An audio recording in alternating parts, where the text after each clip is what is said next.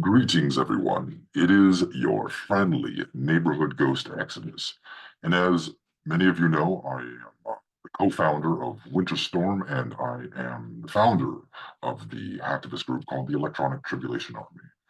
And for those of you who personally know me, you know that I absolutely hate the FBI, and for good reasons, because they are scandalous crooks who cannot be trusted for anything. And one of the reasons why I have brought you to this video today is to discuss a new development, which I found on January 10th, 2024, on an article from The Intercept. In a nutshell, the FBI are grooming children online um, to manipulate and radicalize them so that they can be arrested as adults when they turn 18, and charged with terrorist charges. So this is crazy, okay? I want this to saturate in your brain for a moment and think about the FBI sitting in chat rooms, uh, doing a sting operation specifically targeting children, young people, adolescents, teenagers, okay? Whatever word you want to use.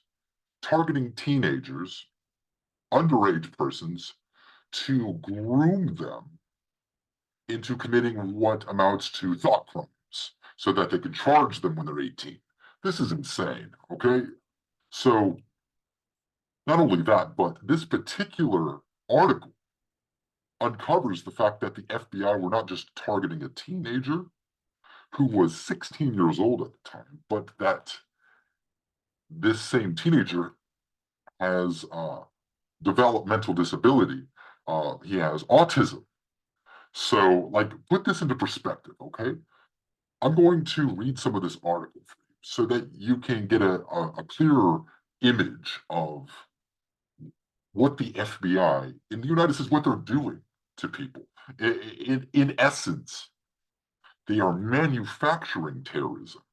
And so they're targeting people who would never um, conceive of the idea to think or to intend to commit a terrorist act. And so the reason why the FBI do this, and there should be no reason, mind you, but the reason why they do that is they're trying to identify people who are not a part of a terrorist group like Al Qaeda, the Taliban, or ISIS for that matter, who would otherwise be considered like lone wolves. Okay, but the way that they do this is in fact entrapment. They will take people who have no intent to commit a terrorist crime and lead them by the hand into terroristic ideologies, however way you want to put this into perspective. They will lead them and guide them and mold and shape them into accepting like some type of terrorist ideology, and then coax them into, let's say, joining ISIS or getting a plane ticket to fly to Syria to join ISIS or whatever. And then they'll arrest them. So they basically create the crime and then use someone as a scapegoat in order to create the illusion that terrorism is the thing in the United States. So, undercover FBI agents helped autistic teen plan trip to join ISIS. Like, that alone sounds absolutely terrible because it is. It just goes to show how ragingly fucked up the FBI, how they are. And this is not even like the icing on the cake here. There are hundreds upon hundreds of cases just like this one.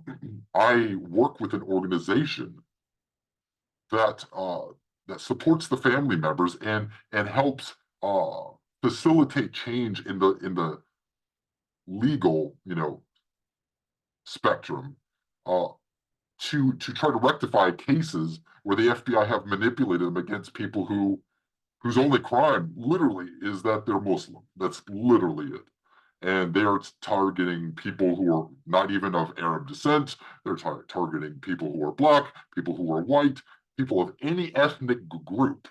If they are a Muslim, they are targeted, plain and simple. So, four FBI agents posing as ISIS members began chatting online with Humza Mashkur when he was 16 years old. He was arrested on terrorism charges weeks after his 18th birthday. So let's get into this story just a little bit. Huzma, excuse me, Humza Mashkur had just cleared security at Denver International Airport when the FBI showed up. The agents had come to arrest the 18-year-old who is diagnosed with a developmental disability and charged him with terror-related crimes. At the time of the arrest, a relative later said in court that Mashkur was reading Diary of a Wimpy Kid, a book written for elementary school children. Mashkur had gone to the airport on December 18th to fly to Dubai and from there to either Syria or Afghanistan as part of his alleged plot to join the Islamic State. Mind you, prior to the FBI grooming this kid in a chat room or whatever, this kid would have never conceived of the idea to join ISIS or to have hopped on a plane to go to any other country for them. So the trip had been spurred by over a year of online exchanges, starting when Mashkur was 16 years old with four people he believed were members of ISIS. According to the Justice Department's criminal complaint, the four were actually undercover FBI agents. So, as a result of his conversation with the FBI, Mashkur could face a lengthy sentence for attempting to provide material support to a terrorist organization. So, basically, for having the intent to join ISIS or the intent to seek them out in these other countries, an intent that was crafted and planted in the mind of a young person, right, to join a terrorist group. So we're already getting, the premise here. Like this is something, and this is not the only time this has happened. Like I said, there are hundreds of cases like this, hundreds, hundreds. And the organization that I work for, like I said, like and I'll get into that. Like they fight against cases like this to expose them and to grant legal relief to these people who have been illegally targeted by the FBI. I mean, the FBI, I mean, think about it. So if they're going out of their way to create the illusion that people are just spawning up out of the dirt of the United States to commit terrorist crimes, they're not doing it on their own. They're doing it by provocateurs working for the FBI. These people are being manipulated by the FBI. And we actually know that for a fact because I think it was like last year, and I'll post a link in the description, an FBI whistleblower exposed all of this. So someone who was intimately in the epicenter of knowledge and experience what the FBI were doing and have been doing with not just cases like this, but a variety of cases, domestic extremism, domestic terrorism, that they're literally taking cases that have no basis for terrorism and turning them into terrorist cases in order to create an illusion that can be used like in national statistics that show that domestic terrorism or domestic extreme nationalism is on the rise when it's not. It's all a facade. So, anyways, here is a quote. I think you'll like this. This is a quote from, well, actually, you're not going to like this. Let me find a quote from his attorney real quick here. Here it is. It is appalling that the government never once reached out to his parents, even while they were sending undercover agents to befriend him online, starting when he was 16 years old, said Joshua Herman, a defense attorney representing Mashkur. Almost all of the conduct he is alleged to have committed took place when he was a juvenile. That's fucked up. Anyways, so this is what I'm gonna do. I'm gonna go on to another document real quick. Let's see here. One of the things that you also need to know is so there's like this is a history. I don't know how far back it reaches, but when I was in prison, I remember reading this story in Rolling Stone magazine. So if you were to Google Rolling Stone, the plot against Occupy, you will find like this really bizarre story, right? Uh, Published September 26, 2012, about how the government turned five stoner misfits into the world's most hapless terrorist cell, right? So you have these five stoners who literally, like, whose lives at the time, I hate to be so like bad about it, but it really didn't like mount up to anything even remotely like these guys were going to become terrorists. So the FBI targeted this group of stoners, right? Radicalized them and tried to get them to blow up a bridge. Now, these people would have never even conceived or thought of the idea on their own had they not been worked and worked and worked by agents who are well trained in psychology 101, who know how to manipulate the human mind, how to leverage, let's say, like whatever circumstances led to them being a misfit, parental issues or abandonment issues. They know how to leverage and manipulate and twist those little keyholes with the right keys, with the right combination to get people to do what they want. It's manipulation. Anyways, it's psychology. That's one case, but also in the description, I want you to look at this whistleblower document that I've been telling you about, because this shit is real. A whistleblower working for the FBI comes out and says, "Yeah, they're fabricating this. They're creating an illusion of radical nationalism slash extremism slash domestic terrorism in the states. They're fabricating national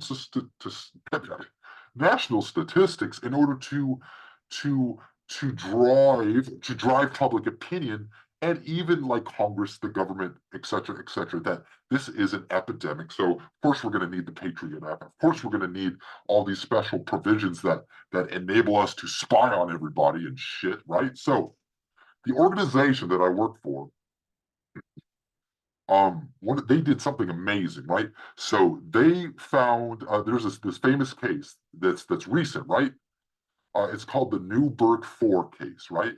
So this is just another case where the FBI go out of their way to target, let's say, disenfranchised, like young, maybe like people with criminal records, really not really doing anything at the time with their lives. No, they're not really going anywhere. I don't even know if they're young. Excuse me. Case case started in I think it was like 2011, so they've been locked up for a while. So that they find these people, they use like a fake informant. They use like the allure of lots of money, like they're going to bribe these people who don't make pretty much anything, who are not even like they're living below the poverty line, and they're going to entice them with an exorbitant amount of money to try to manipulate them into committing crimes, right? Insane. It's fucking insane. But that's what our government does. So they're bribing these four men into committing a crime, right? But here's the thing: like the crime isn't committed. They're just using that to show intent, right? Like they're using the money and all of this to try to show, well, they intended to do it, so yeah, they're fucking terrorists, but they're not. That's not how it works. But that's how it works according to the law. So, anyways, in the Newburgh 4 case, all four men now have been released, right? Isn't that crazy? Like all four men, like those convictions were just overturned. Let me see if I can find the article real quick. You're gonna love this. I'm gonna pull this up right. Let's see. New. So the thing that you need to know is like even the judge in this case, as the judge is overturning this conviction, It's like, yeah, the FBI completely fabricated this entire thing. So even now we have like a judge who's going out of their way to admit that the FBI intended to falsify and to lie, to twist things, and to manipulate and to groom these people into an intentional thought crime, right? Um, this like here's a nice quote. There has been no case as egregious as this. It is unique in the incentive the government provided. $250,000? Yes, they were offered $250,000, said Professor Karen Greenberg, a terrorism expert at Fordham University. Um, let's see if I can find another quote. Let's see if I can find this here. I'm looking. It's a long case, long article. Um, wow, this is long. I can't find it right, but I'll put it in the description. So not only that, but roll back like after 9/11, we had the Holy Land Foundation, right, which was the largest Islamic charity in the United States, right? And they also had a satellite office, I think it was in Palestine. Um, so you have to understand now that we understand how the state of Israel perceives Palestinians, maybe the context of this will make better sense now that we're living in this era where the war between Israel and Palestine is showing how much they hate them because all these countries and even the United Nations is lambasting the state of Israel for committing genocide against Palestinians. So during the um, during the presidency of, let's say, former Prime Minister Ariel Sharon, Ariel Sharon colluded with with the United States government, right, to have the Holy Land Foundation shut down under false pretenses, under terrorism charges, right? So that is because the state of Israel does not want Palestinians to be educated. They don't want them to have medicines. They don't want them to have access to, school supplies, books, housing, or any type of charity that could, you know, make life better for Palestinian people. Okay. So under the Clinton administration illegally wiretapped the Holy Land Foundation for 8 years. And then, even though, Clinton was a Democrat or, left, now the right, under the Bush administration, they also illegally wiretapped the Holy Land Foundation, right? And they did not find any probable cause that would support terrorism. Okay. And then, 3 months after 9/11, boom, they shut it down. They seized all of their money. They're all locked up facing material support for uh, funding Hamas through zakat committees. So the charity would charities like this, they receive funds, and then like mosques that operate as zakats, they disperse the charity to those who are authorized to receive it. Lots of records. Okay, they kept detailed records. So because it's a business, it was a 501(c)(3), right? So um, they ended up getting a hung jury on the first trial, and then the government came around and slammed them again, right? And so all of them went to prison. Two of them have 75-year sentences, which amounts to life sentences, even though they're completely innocent, and their only crime is charity. So they said that the zakat committees that they were using to disperse the money was giving the money directly to Hamas, right? Well, the thing is, all this testimony was created by um, a an anonymous witness. What does that mean? Well, if you know your United States Constitution, you know that everyone has a right to confront their accusers. So that's why, like, even in rape cases, the victim or witness, it's illegal for them to be anonymous. So this was the first time in U.S. history where a case where the government allowed, the testimony of an anonymous witness who claimed to be a Mossad agent. Okay, so but we couldn't. No one could prove it. It just came out of his mouth like I'm a Mossad agent. So therefore, like it's fact.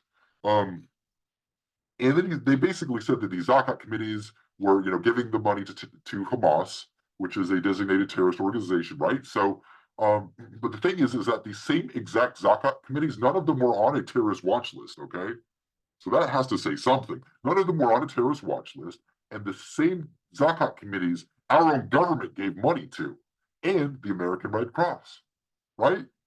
Not only that, but a juror came forward after the first trial and said how the government was trying to manipulate the jury by showing them images of buses being blown up and people dying, right? Most of which were not even like images taken in Israel or Palestine from other countries. They were taking stock footage to scare white people right after 3 months after 9/11, right? Like that's insane, but that's what they did. They even had one juror who refused to participate in the deliberations, right? Wouldn't even like participate at all. She kept falling asleep. She should have been dismissed, but she wasn't. So like the whole thing was a kangaroo court. And all of the Holy Land men, save for two of them, they've served their sentences, gone home. The others, they will never get out, even unless there's like some type of change in the law, clemency, a presidential pardon. You know what I mean? So this is what I want to leave with you. Like the FBI, they can't be trusted. They can't be believed. Anything they fucking do is fucking stupid. Listen to this. One of the things that you might not know about the FBI is that I know from reading an affidavit from 2009 in United States of America versus Jason Childs, that case, right? An FBI affidavit, there was a statement from the FBI saying that they operate and run a database of child pornography, which they distribute all over the internet. Um, and they do that like the bait car thing, right? They're baiting people online with this, but instead of like removing the content and making it inaccessible to the internet, they're the biggest freaking child pornography distributors in the world. You know what I mean? Who's going to tell them that they're wrong? Like that's freaking insane. Imagine images and videos of victims of people who have been harmed, brutalized, raped, molested, like, and they're being distributed online. Who the fuck? Like, where do you get off on that? That's insane. But it's the FBI. They can do whatever the fuck they want because people people let them. Well, if you want to make a change, what you're going to have to do is stop thinking like down here and start thinking up here. Change begins in the legislative level. You got to plug the loopholes that they use to abuse to do what they do. The entrapment laws, we need to change them. Like their ability to just say, use, you know, non-credible witnesses, anonymous witnesses, um, and then grooming children online to try to get them into to commit thought crimes. That needs to stop.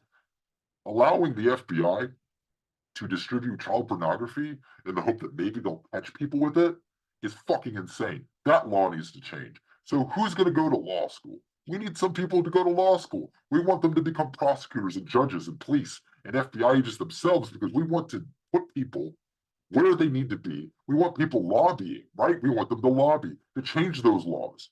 Because how do you do it? You change it from within. Either that or you create such a freaking massive amount of public interest that you force their hands to change while being on the outside. Like the choice is up to us. And how you do it, the thing is, I want you to not be ignorant. The FBI is a domestic enemy. And I hope that maybe one day Congress will see that, like legitimately be like, you know what? We're cutting your funding. All of y'all are fucking fired. And you guys who we know you're doing that, you're going to prison. That's the way it should be. I'm Ghost Exodus. Hit like, hit subscribe, go to my website, ghostexodus.org, swing by Twitter or whatever you want to call it. just hang out with us. All right. Let's chop it up. And I hope you enjoyed this.